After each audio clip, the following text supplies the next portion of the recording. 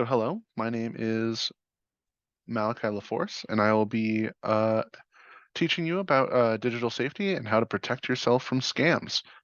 Um, before we, oh, that's a little issue. But the before we hop in, Technology for Tomorrow is a And nonprofit. Adrian just joined us. Hi, Adrian. Hi, where are you, Ben? I'm in Florida. Yeah, Nice. Well, glad to see that Yes. you're joining us from Florida. Uh, Technology for Tomorrow is a nonprofit in Vermont. Not necessarily Florida, but it's a nice 501(c)(3 empowering individuals in need with technology education and other digital literacy and safety education purposes. Now, there was a little small mix-up. You're going to see something that was supposed to be deleted, but the other person is my very friend Becky, but I am Malachi LaForce. My name, I have 9 younger siblings as a small little feature to talk about. I also have 20 younger cousins. I am the top of the chain, and it has been a very long journey. I recently graduated from Champlain College, and when I heard about Technology for Tomorrow, I really resonated with the mission, and I hopped right in. And now, thanks to that, I am here to help teach you all. And thank you to both the Vermont Department of Regulation and a little bit of Burlington as well for helping to sponsor this class. Before we dive into the content of this class, I want to talk a little bit about how we're going to format it. I'm going to present from the slide deck, and then we'll have about 5 to 10 minutes for questions when a question slide pops up. If we run out of time at the end, we'll have a small discussion period, and at the last 10 to 15 minutes, we'll have a small survey put into the Zoom chat for you to fill out. With all that said, let's hop right in. Today we're going to talk a little bit on passwords, a little on spam, phishing and how to identify phishing, a little on safe online shopping, which if you joined us last time, it'll not be as in-depth, but it'll be a kind of just a slide or two talking about safe online shopping and what to look for to prevent being scammed, and how to traverse social media. So to start off, when creating a password, you should make the information personal. And it makes the password stronger. It helps to create unique and individualistic passwords. That password can include things such as your name, your birthday, favorite animals, uh, possibly family members. On the right-hand side, you'll see some great examples of passwords that are really strong and passwords that are not that great. The red ones are not that great. The top two over here, you can see the word password isn't necessarily the strongest. A lot of people can guess that right off the bat. But underneath is also my initials with my birth year. That's not necessarily the greatest password because I have that information posted on social media. Anyone can get that information. So because of that, I don't want that to be a password. However, two of my favorite animals are an owl and a turtle. So I've created this good one right here, and you can see that there are some numbers being exchanged for letters, and I'm also randomizing capitals. This T is randomly capitalized, and there's a 7 here to represent a T. This O is actually a 0. This helps to randomize it and make it not as easily guessed. The fourth password is the initials of all of my siblings, randomly capitalized and in order of our age. Now, I could exchange some of the letters for numbers to make it stronger, but this is a pretty good password because you need to know every single one of my family and all of their birth dates to know exactly how to get this password. Now, both of these passwords are no longer great for me to use because I've now shared them with you. So if you do something like this, make sure not to use these types of passwords.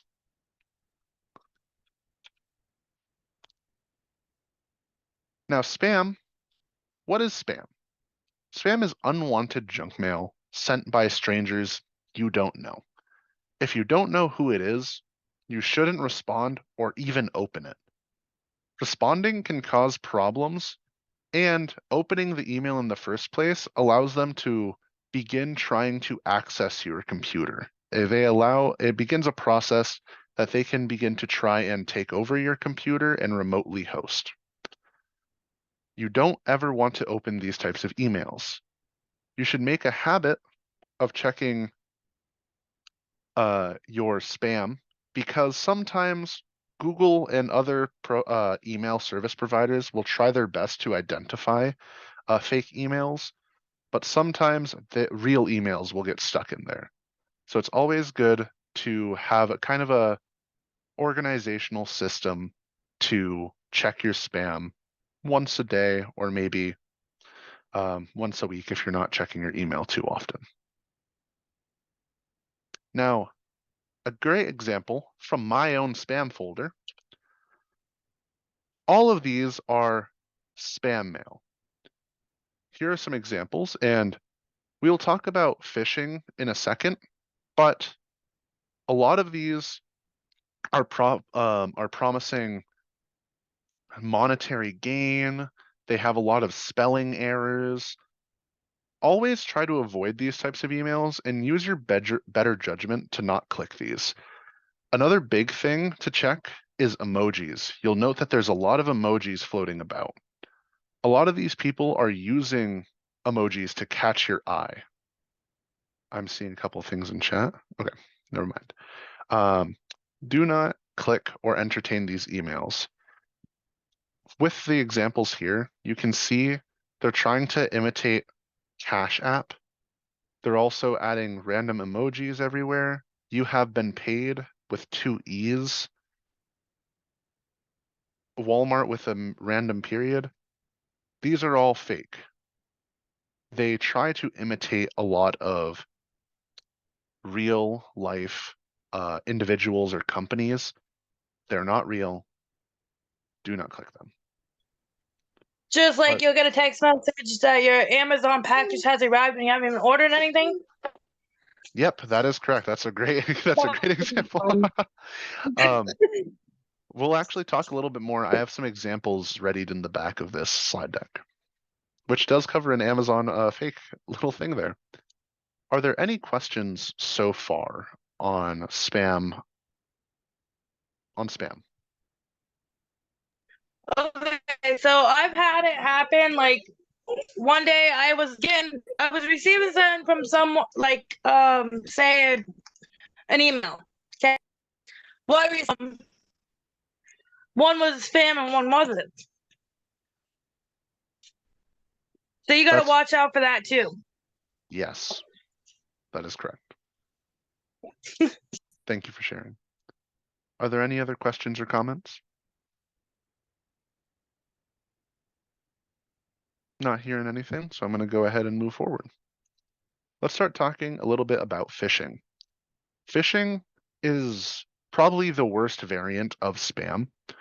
Following these emails can lead to your identity being stolen. They often try to mimic or sound like real businesses. From the examples before, you could see they were trying to act like Ace Hardware, Walmart, Cash App, etc.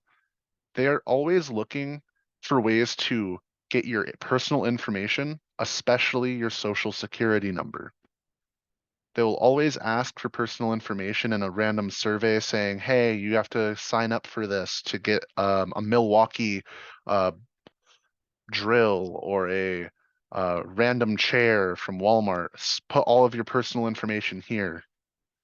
Those are all phishing attempts. When you are looking to identify phishing, look for weird links,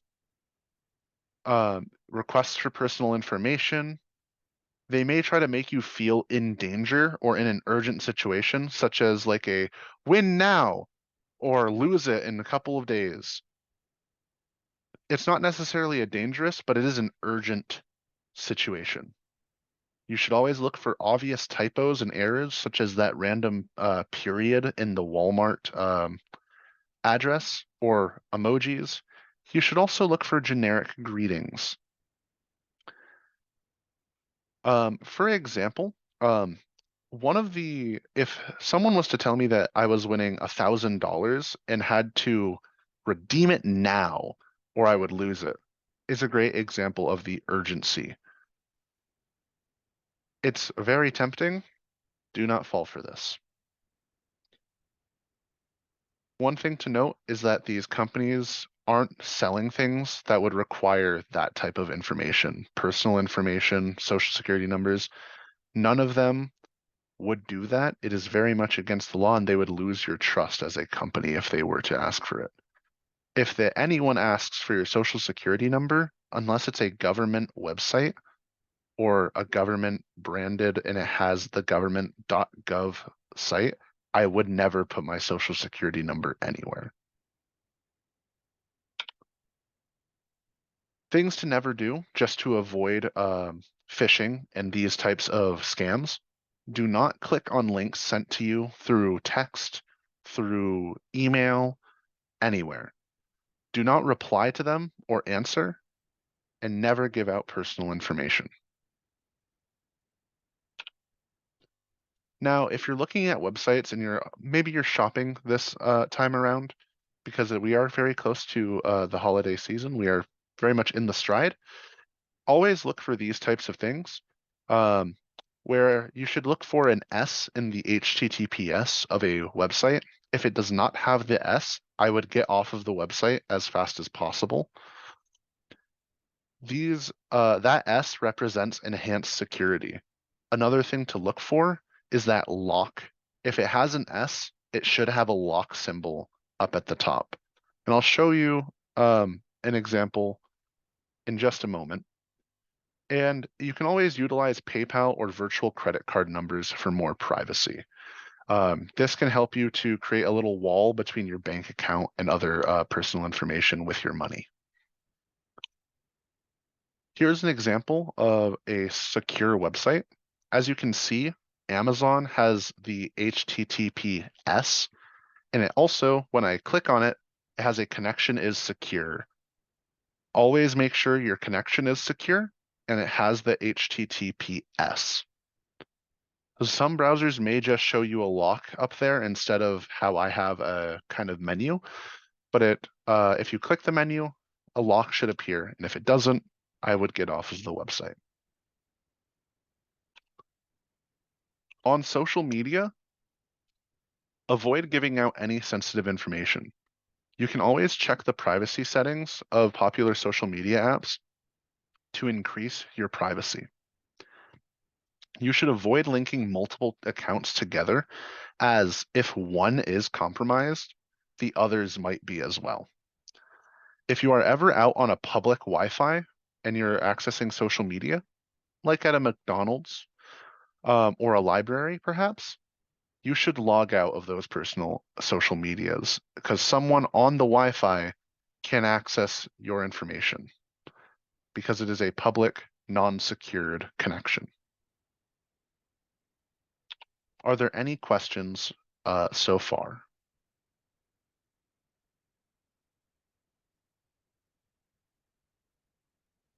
I'm not hearing anything.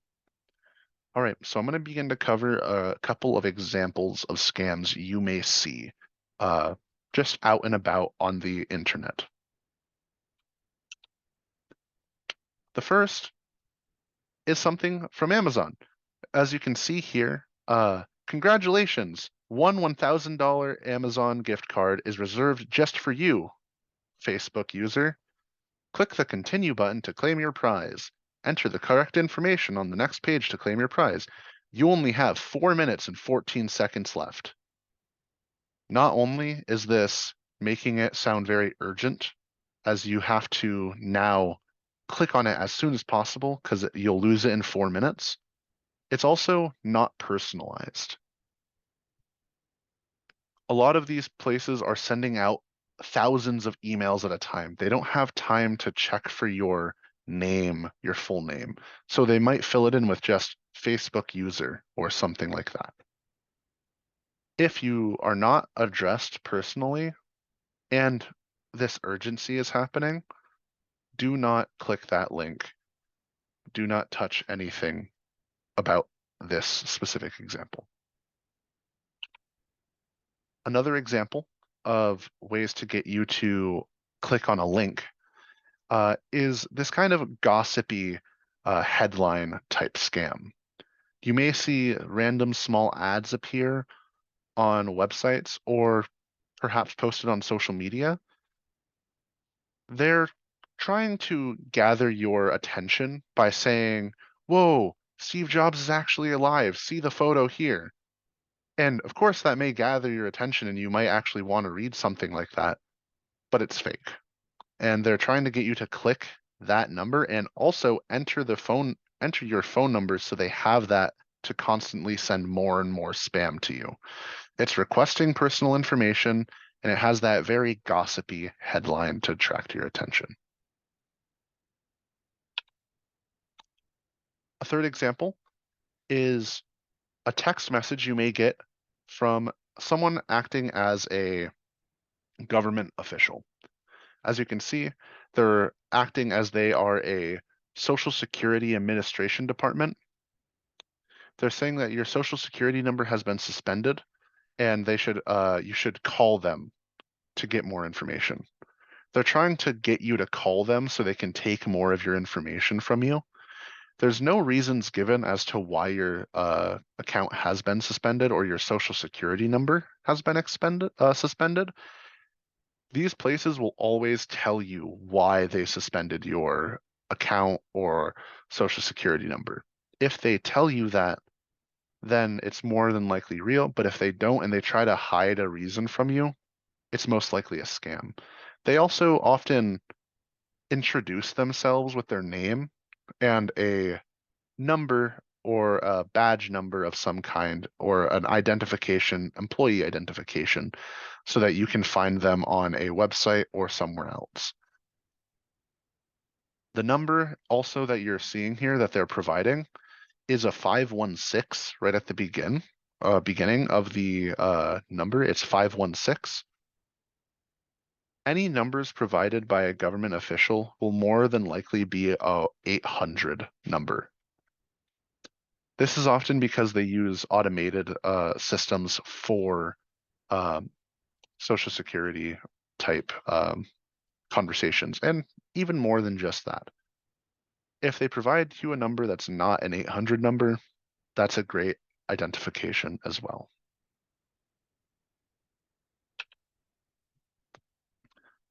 Now, another example is catfishing. I'm sure that you may have heard of a show based around catfishing. Now, it is a real thing that does just happen, and they are trying to create rapport with you. They're trying to get you to trust them. They want you to believe in this kind of false person, maybe to fall in love with, maybe to become a great friend with. They want to build that trust. And some of them can act very convincing and stay in character for as long as possible, waiting to kind of throw in a curveball and try to get that once they've built that relationship with you. One of my friends thought he was in a relationship with a Filipino woman from the Philippines for 3 years. This was a 3-year-long scam where he lost all of his money, which ended up being about $5,000. Always ask for more photos. Always ask these types of people where they're from. Try to get as much personal information, and Google Images is one of your best ways to find catfish. You can search online with Google Images. You can reverse image search. You can take the images that they're putting on their social media or however they're trying to contact you and see if you can find them somewhere else online. You shouldn't be able to find them somewhere else. And if you find them somewhere else, that's a very good indicator that you are being catfished. They'll try to play to your fantasies and to your liking. They want to be the perfect person to fit a role for you to get that trust. At the bottom, you can see they're trying to be glamorous, and there's an inconsistency in the photos and the facts when he is talking to you potentially. Another great example, especially on social media, is someone randomly saying, "Oh my God, is this you in this photo?" and sending you a link, a random link. Or is this you in this video? Is this you over here? All they want to do is get you to click that link. The moment you click that link, you have lost. It's an unfamiliar person, and it's a random link that doesn't even look recognizable. It's a tiny.cc link. These types of scams happen a lot, especially when they will scam one of your friends, get access to their account, and then send it to you again. And it spreads like wildfire because now once they hit, go ahead, Cheyenne. I could hear you. Nope. All right. These things will spread like wildfire. Okay, Ben, I'm leaving. I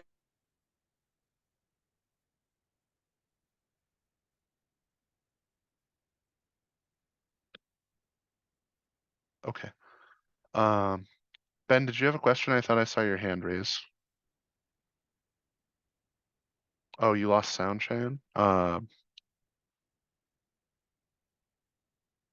Rachel, can you hear me just fine? I can hear you. Yeah, if you want to try logging out and coming back in, I'll keep an eye out for you, Shan.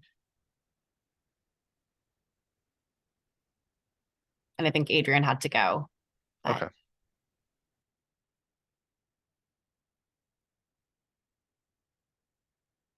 I'll wait a little bit and see if Cheyenne can join back in, and then I'll start back up. And if it hits 5:30, I'll just start rolling again. Sounds good.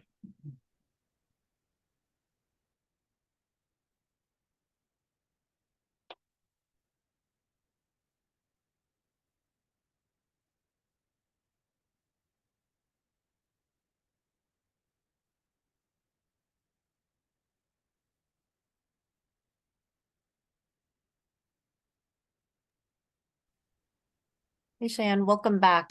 I see you're connecting to audio, but can you hear us? Yes, I got you guys back. Okay, great. Welcome back. Perfect. Then I'll start right back. Sorry about Not a problem.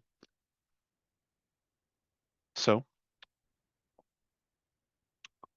these types of scams will spread like wildfire because if one person loses their account to this type of link, someone else will begin to use that account, a friend's account, which they've already built that trust with you. So now you're going to trust them more because it's on a friend's account that you may have talked with for a long time.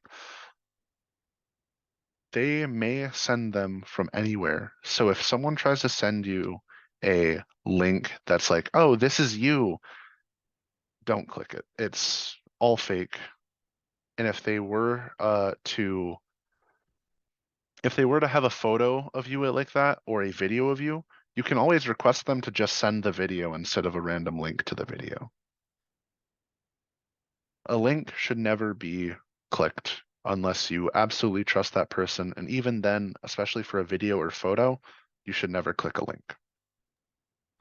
Yeah, I think I kind of had that problem. I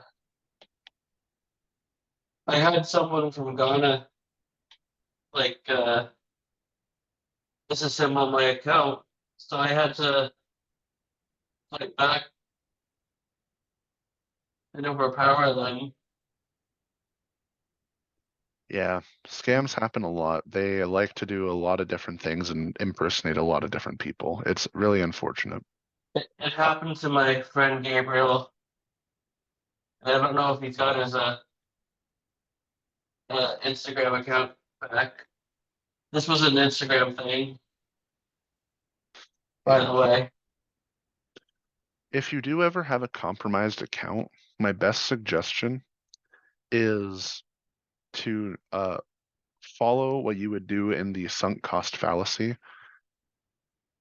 Just restart. It's better to give up the accounts and remove as much as you can beforehand and then make a new account if your account has been compromised. Trust me, I've been watching a lot of scam beaters, and I think I know everything. So Hey, that's fair. yeah, But always stay safe out there. Another example here is the account cancellation request. Now, a lot of times they'll try to send you an email acting like they are a very big social media account, Facebook, maybe Google, and saying that your account is being canceled. Please click the link to confirm or cancel this request. Now, I wouldn't want my account to be canceled, so I would normally click on this. But there are a couple of things here that are off. You can see, firstly, it's not from someone at Facebook, it's from a no reply at facemail.com. Always check the email. You can also see, if you read the full thing instead of just skimming through it, you can see a missing I. You can also see some random grammar mistakes, like please the link follow. There's no click. Always read fully through these types of emails if you click on them, but the best thing to do is to always analyze the email first before even clicking on them, the email address that's sent to you. Again, clicking can be its own dangerous game, so never click on a email if you know it's fake. Try your best to adhere to your better judgment. Another popular scam is acting as someone who is in a tragedy type scenario from a foreign country, perhaps. In this example, they say, "Dear beloved friend, I am the daughter of late al-Badari, who was murdered during the recent civil war. I'm looking for a trustworthy person to transfer $5 million into a foreign account. You will be entitled to 20% if you help me. Please reply immediately with your name and private telephone number so that I may transfer money to you and leave this unsafe country immediately." Now you'll notice one is it's a tragedy scenario. It's very much playing to your sympathy or your empathy. It's also a very urgent call to action. You don't want to leave this person alone because they may actually be suffering. Now, these types of scenarios, especially promising money, is always usually not the case. They have their own connections. They will not look for someone. They're also trying to build a rapport through this entire message. They call you a friend right at the beginning. They say that you're a trustworthy person. They're building your courage up. They're building you up.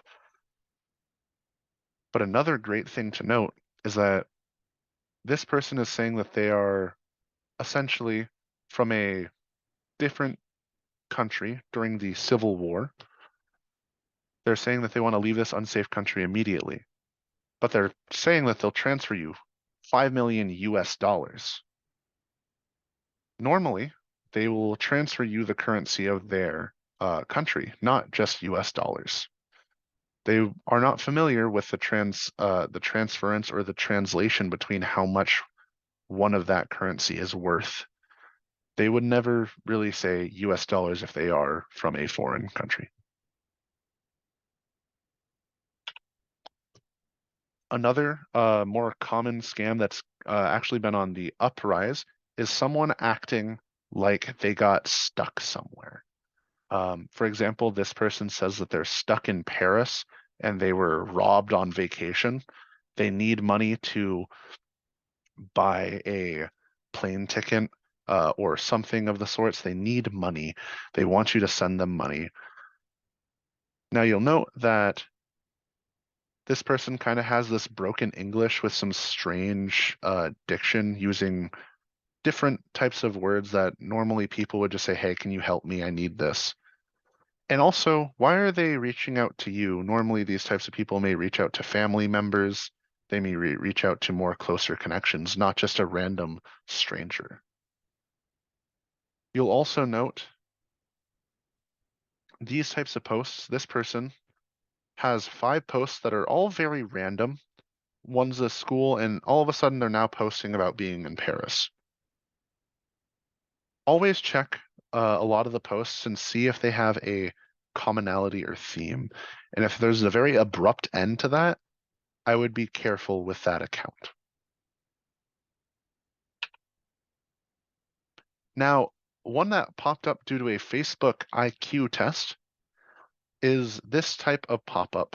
Congratulations, you've reached the end of the IQ test. The accurate calculation of your IQ score will involve many parameters, including your age, gender, country, as well as your telephone number.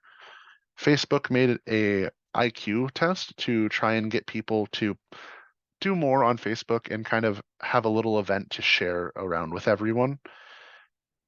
It's good to note that an IQ test does not need your age or gender or country or telephone number. It does not need any of that information. It's all based on your intelligence, what's in your head, not anything physical such as your age or gender. If they begin to ask for those types of things, do not fill them out. They are not for your purposes. And then one thing that this image is noting requires your phone number for a result. Anything that usually requires a phone number often means they want to get in contact with you later. Facebook doesn't really want to get in contact with you. So it requesting your phone number is a little weird. The last example I have of these types of scams is the who has viewed your profile. Now, there's always this curiosity of knowing who's looking at you, who's watching you, who's interested in you. So a lot of these places will say, hey, you got to install this software right now and you can see who's viewing your profile. You'll note that at the bottom there, it requires installation. Software like this shouldn't need installation, and it's not necessarily a good thing for Facebook to allow because it breaches privacy policies. Anything that says they can see who viewed your profile is often fake. But you'll also note they're trying to build again, this rapport, this trust with you by putting down that 89 million other people love this. They've used it. They like this. Large numbers of strangers that you don't know, they're trying to build up that rapport, that trust with you instantaneously. Do not click anything that you may see like this, especially there's a lot of rising Snapchat, Facebook, etc. Before we move on to kind of a discussion, open house type of conversation, I want to talk a little bit about my own experience. And I want to talk about my friend named, we'll call him Bart for right now. Bart went to college with me at Champlain College. Now, we were in the same major. We were in the game studio. All of us work on games together on different teams.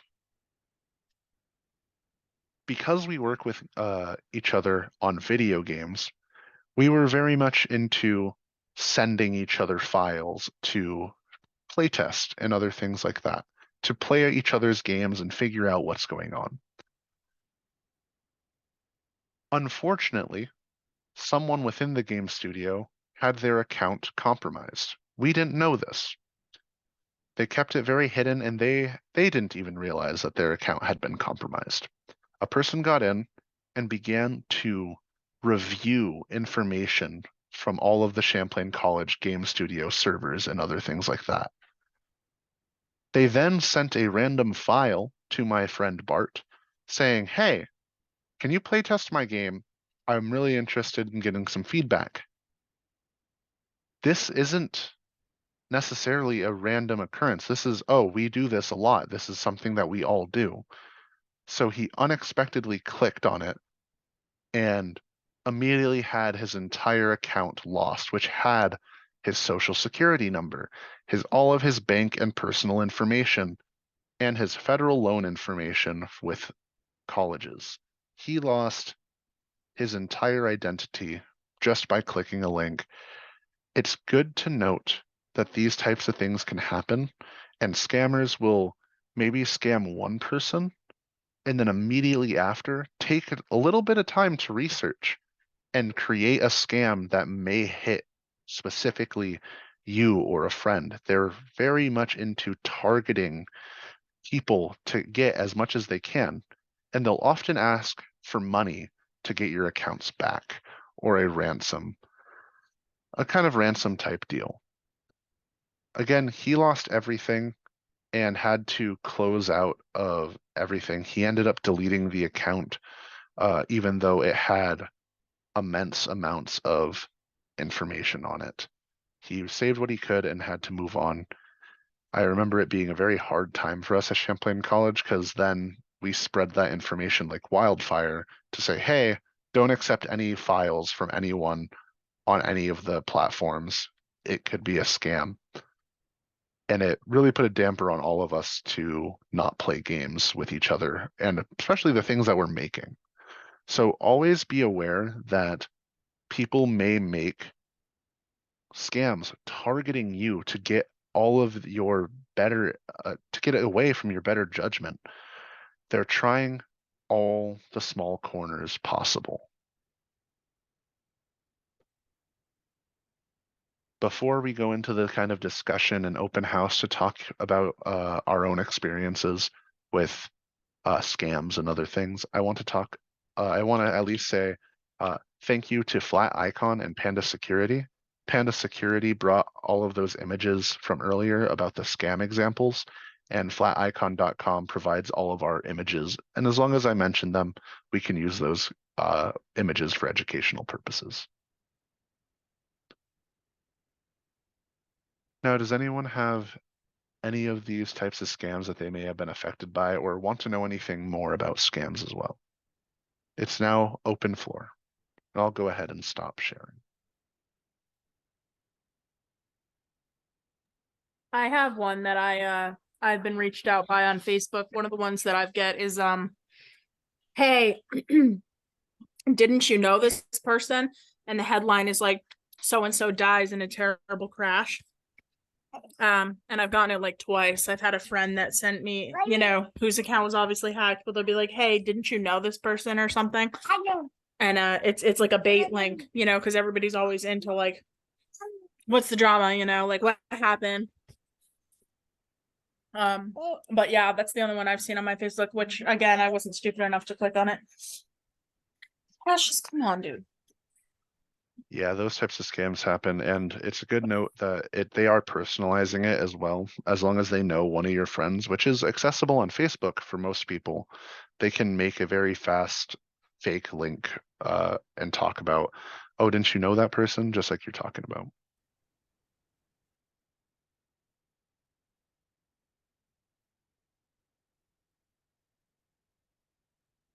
Does anyone else want to share or have any questions about scams or anything like that? The only thing that I've really seen is what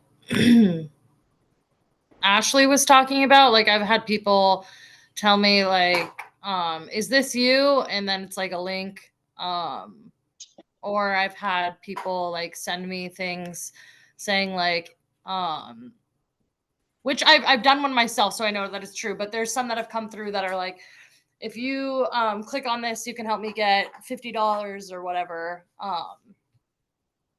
And there's one that I did do that was legit that I sent to friends and explained that it was real, but unless I've done it to myself, then usually I don't, you know, send that shit out. But I've definitely gotten quite a few of the, is this you? I can't believe you did this, or you know, shit like that.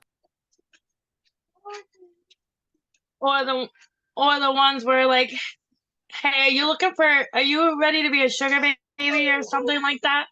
And I'm like, are you serious right now? I've had a few of those. Yes, there are a lot of these sugar baby scams that are asking for your bank account information to quote unquote send you money. Mhm. Or are you looking for a sugar daddy? No, thank you. Yeah. Instagram's the worst for that. Ouch. And TikTok. Yeah, those are awful. One, I don't think that feels very invasive to just come out and say, "Hey, do you want to be a sugar baby?" It's very invasive. But if you do find yourself in the moment of, I want to know if this is real or fake, ask if they'll use Venmo or PayPal. So what I do, I'd be like, yeah, send me $3,000 first, and then they'll be like, well, you got to give me this, and I'm like, nope, you send first. Yeah. Especially Or with or they'll ask for a stupid Google card, something like yes. that, Yep. and I'm like, nope, I don't have the money. If you want it, you buy it. So that's actually, you've brought up a great point. A lot of places will how would you say? They'll try to scam you, and instead of taking actual money, because there are ways to refund actual money, they'll ask you to pay in gift card codes or like Google Play Store, Visa credit card, Western Chili's, Union. yeah, Western Union. All of those, they'll try to act like that's the best way to pay. No one accepts random gift cards as payment other than scam artists. People would normally just prefer to pay by normal cash. So if they do start, if anyone starts asking for you to pay in gift cards or anything like that, that's the time to hang up the phone and know that that is very much a scam. I block. Blocking is also a very acceptable and great option.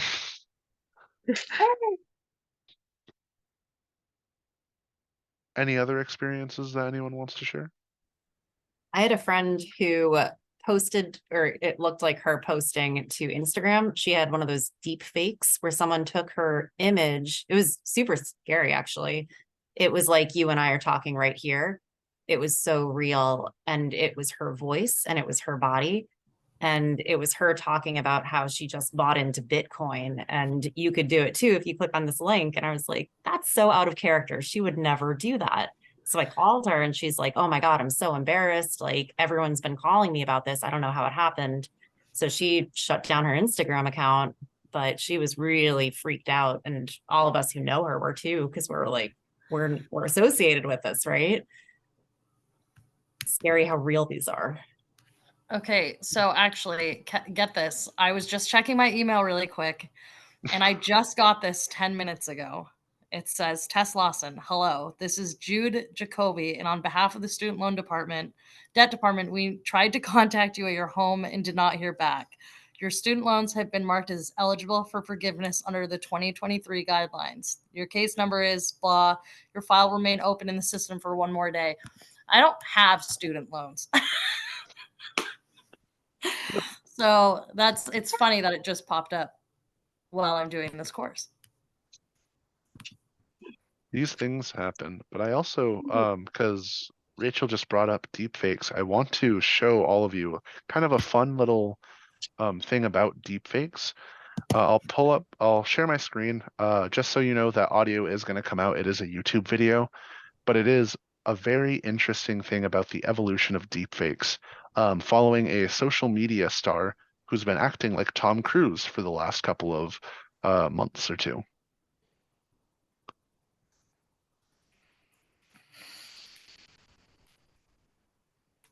So right here, I'm going to go ahead and start. Again, this is going to have sound, so go ahead and we'll watch the whole video. What's up, TikTok? All year long, Deep Tom Cruise has been posting videos showing what appears to be a different side of the Oscar-nominated actor. I think there's bubblegum inside there. People are surprised that I'm a big Dave Matthews guy. But believe it or not, that's most definitely not Tom Cruise. Nor is this with me in our LA bureau. This is serious, breaking news, but a little behind the scenes, a little flavor. I'm with one of the most legitimate correspondents on Earth. Now, if you're interviewing me, Jacob, you face it. Hold on just a second. There's a big fire. We're safe. you are deepfake Tom Cruise. That's me. That's me. Miles Fisher may have an uncanny resemblance to the superstar, but using advanced technology, what he's created is far more than an extraordinary impersonation. Have you guys created the best deepfake that has ever been made? I think we have created the first deepfake that's so realistic that a large majority of people have seen. Not only seen, but fooled by, including at least one of the world's biggest celebrities. This is the one that Justin Bieber thought was real. Fisher says looking and sounding like the leading man made it difficult to chart his own path as an actor. So a year ago, he decided to lean into it, stumbling into a role with repercussions far beyond Hollywood. As I find myself the unofficial face of this deepfake movement, it's important to learn. And I'm fascinated by this. This is the bleeding edge of technology. It started when Fisher contacted Belgian visual effects wizard Chris Ume. They began creating viral videos for fun, and they're only getting better. Still got it. About 5 days, maximum 6 days, I could turn around something like this. So you've gone from weeks to days in a matter of a year. This technology is advancing that rapidly. Yeah. For his part, the real Tom Cruise hasn't asked the duo to stop advertise the TikTok account. Go sit down and play. I'm doing a class. And from NBC Oops, News. excuse me. But their work so successful, Fisher and Ume's company, Metaphysic, is now in business together, looking to convince others it's worth paying for this technology. How can we use this technology by creating kind of identity rights? Let's say Tom Cruise gave us the consent for this likeness, where we could move beyond just small parody clips. Everybody gets paid for that intellectual property. That does raise ethical questions about where you fit in all this. The thesis of this company that Chris started begins with ethics. They say they'll only take on projects they consider ethical. But some worry leaving companies and individuals to make that decision could be a dangerous precedent. Congress has held hearings on deepfakes and AI, and the FBI tells NBC News they're following the rapidly developing technology closely, saying we'll continue to investigate any violations of federal law and actors that may use them for nefarious acts. Should we understand it as a potential threat to our democracy? I think the technology is morally neutral. As it develops, the positive output will so far outweigh the negative, nefarious uses. If you like what you're seeing, just wait till what's coming next. And there is more coming next. Ume, Fisher's partner, says that it is Fisher's talent, and he is so talented, combined with that AI, that makes this possible. But the technology is quickly catching up. They're both well aware that they are in uncharted territory. And at least one government, you guys, has reached out to Chris Ume to learn more about this technology, which raises so many questions. It does, and it's just mind-blowing to I'm going to go ahead and stop it there because the rest of it is just more of a newscast talking about it. But this is the type of technology. My favorite newscast, by the way. Your favorite? Yes. The Good to Today hear. Show is absolutely the best. So this type of technology is coming out and it's very rapidly developing, as you can see. This person that runs that company is now able to make those types of videos within days, 5 days at the most needed. All they need is that type of information. All they need is your face recorded for a little bit of time, and immediately they can start making fake things about you and other things like that. And it's terrifying. I talked to Anybody in their right mind that would consent to that? Like, oh, we need this Tom Cruise's consent to make these fake videos about him. Like, why the hell would he consent to that? Or to be like, yeah, sure, go ahead. Like, yeah, it's a little really insane, helpful thing. but it is something to always understand that this technology is rapidly developing. And I brought this up last class with Shape Online Shopping, but just to share it again, there are stories and news stories that have been coming out about faked voices. A lot of scams are starting to call you to just hold a conversation with you for 30 seconds to a minute. All they need is that recording of your voice just talking, and they can begin to create an AI voice version of you. And then talk and communicate with close family members, saying that maybe they're holding you for ransom. This was a very big case recently where they held a daughter on phone for about 3 or 4 minutes, just asking about their family and talking with them. And then a day later, when the daughter is at school, the mother gets a phone call saying, "Hey, we have your child for ransom," and then had her screaming in the background because they made a fake AI version of their daughter. And she was scammed out of 20,000 for ransom. That then afterwards, she received a call at 4:30 from her daughter saying, "Hey, did you forget to pick me up at school? I'm still here." These My are first thought would have been call the school and make sure my kid's still there. Second thought is don't mess with my babies because I will rock that orange jumpsuit. I can agree. Yeah, it's very terrifying, but it's good to know that these types of things are happening. And it's always a good thing to potentially have a way to communicate. And yes, always contact schools and other things like that. Try to find, if you know that they're going to be at a location, call that location and see if they are actually there. And it's also good to note that they are doing this by calling you and just holding a conversation with you, a very innocent thing, just talking with you, talking to a child, talking to anyone.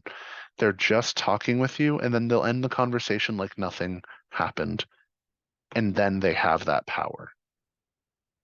It's best right now, if you do see a scam call, to just ignore it.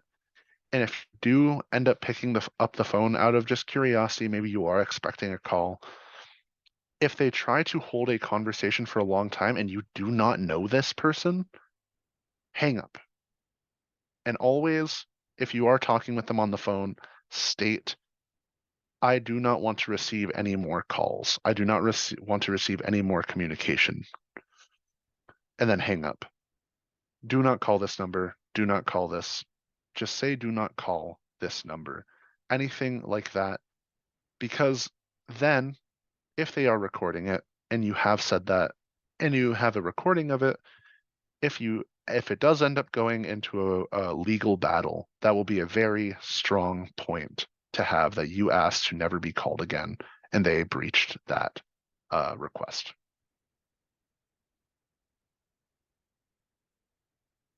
Is there anyone else that wants to share about any of their experiences as well?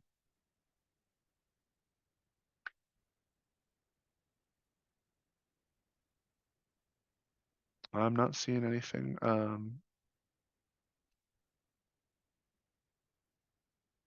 right. I can talk a little bit more about recent AI scams, or if What? Another one was it's the state troopers. I get that one a lot. Hi, are you interested in donating to the state troopers? I'm going into chapters. That's another one on phone call. But I'm like, I can just go to the state troopers building if I really want to donate. It's only 20, not even 10 minutes from my house. it's always best to deliver any types of donations in person as well. Great point. A lot of places may just ask for donations and move on with their day. Exactly.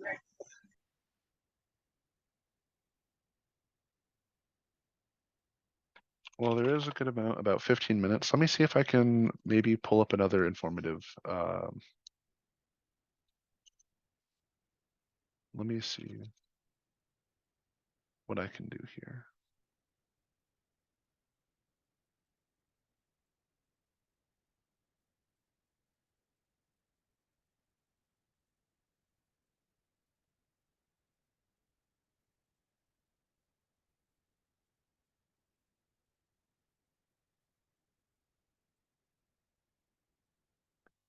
I don't have much other content to fill up because a lot of the things we've talked about. But I can talk a little bit about, let me see here. Yeah. So we'll talk a little bit more on kind of the AI deepfake and the those types of scams a little bit. Now, AI is using a lot of things that people are now doing with AI outside of just voice recordings and stuff is tailored messages. A lot of those messages that are kind of general are beginning to cease in production because they're using AI to scan your social medias. They're just inputting all the information that you put out. And then they're creating a very likely email that you may receive without any issues, without any without anything. And there's been a lot of breaches of trust, especially because a lot of people will use things that are very accessible. This was a big issue with ChatGPT when it first came out.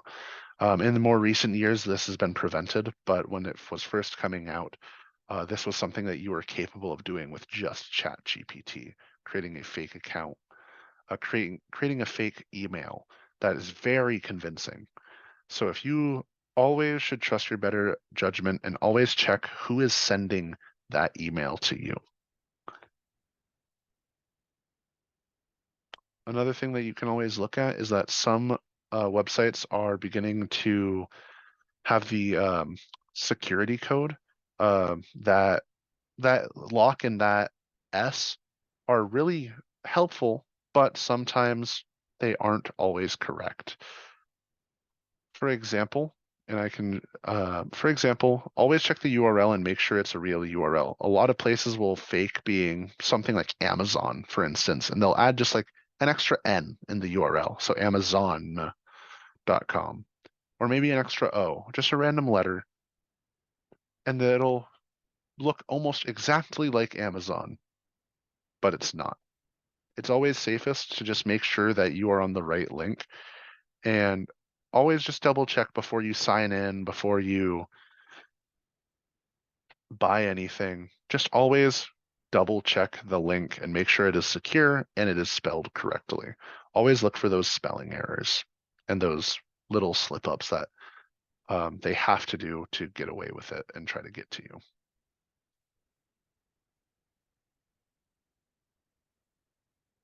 Some red flags that I know we talked a little bit, but I'll dive a little deeper and just this will be kind of the last thing I have to say. Never listen to unsolicited communications. Usually people are just trying to hop in and talk with you. Do not go with that, should be a red flag. Another red flag would be to request personal information. Again, those highly urgent requests.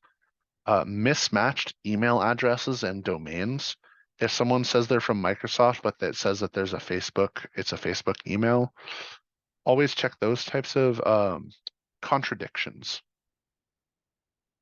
And sometimes people will actually try to talk to you and just have a conversation with you, but they may just have a random attachment or link featured in an email that they say nothing about.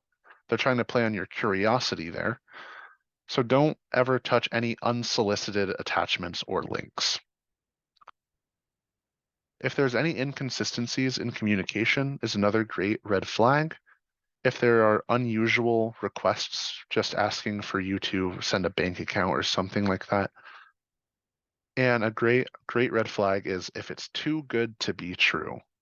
If someone says, I've got $1 million for you, that's a little too good to be true. Having $1,000 suddenly appear is always a great thing, but if it's too good to be true, I wouldn't listen to any of those scams. And the last one, someone may ask for remote access to your computer. If they receive that, they can access any information that is on your computer. And I personally have a lot of information on this computer. I would hate for that to get out. Never accept a request for remote access unless you are trusting that individual or you are very trusting of that individual. That's actually, I think that's the best way to describe it. That's everything that I have. If anyone wants to share any more of their experiences or discuss this type of information, I would love to. I have a question, but it's not about this. Oh, go ahead. I'm willing to Okay. answer. So last time I did this thing, my caseworker didn't find out right off. Is there a way you guys are able to email him? Yeah, so is that with ReachUp? Yeah. Okay, yeah, so we're working with ReachUp. We're not automatically sending emails for these classes because these classes are not our typical rotation of, Keys to Credit, Spend Smart, those other ones. Yeah. So what we're asking is that you tell your case manager you're doing this, and we're happy to confirm, but we're not gonna automatically send emails for these classes. Okay, because that's what we had to do last time. Yeah. Is I had to message him and be like, Sorry. I did 2 more classes and Yeah, nothing we're was happy to fixed. confirm, but sorry to Okay, make I'll it just- a little more difficult. It's just because it's not our normal rotation, so we want to Alright, make I'll sure they text him know. and let him know. Yeah. So what I usually do for my reach up worker is you guys send like an email with all the notes and stuff and I just send that to my reach up worker as like a confirmation that the class was taken, Yep. which can help expedite it. That's I don't know. hilarious. Suggestion test. She always follows up. She always follows up and is like, "Thanks for joining." Blah blah blah. So I just send my caseworker the email, and I'm like, "Here, this is your proof that I was there." See, I didn't get the second one.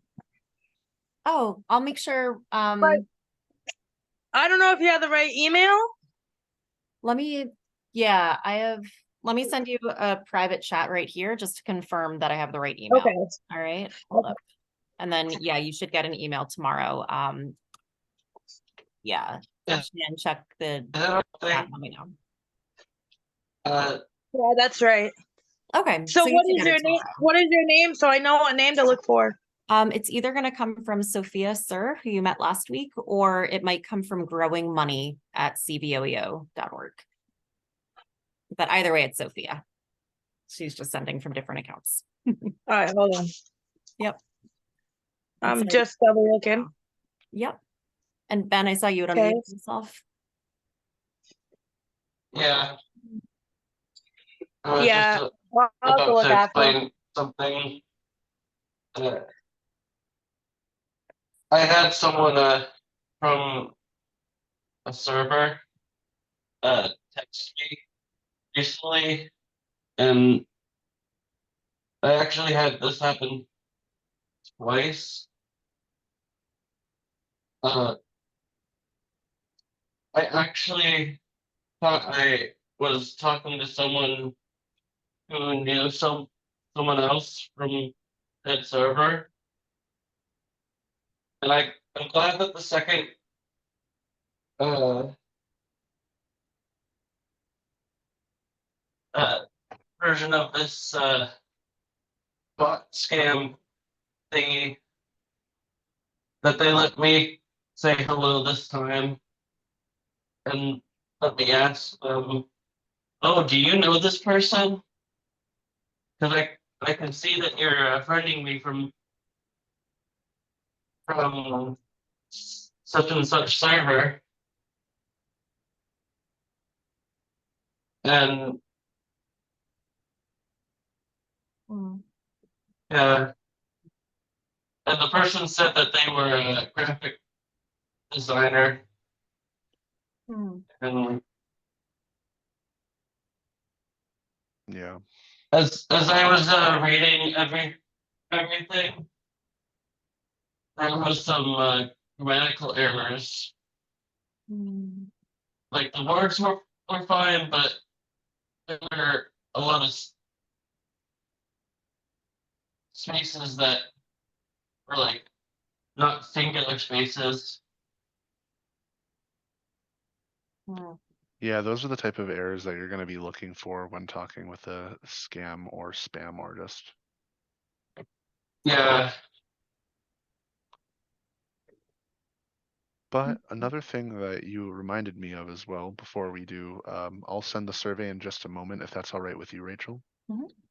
But the thing I want to talk about is the voice recordings that I talked about a little earlier, where they're just trying to hold a conversation with you.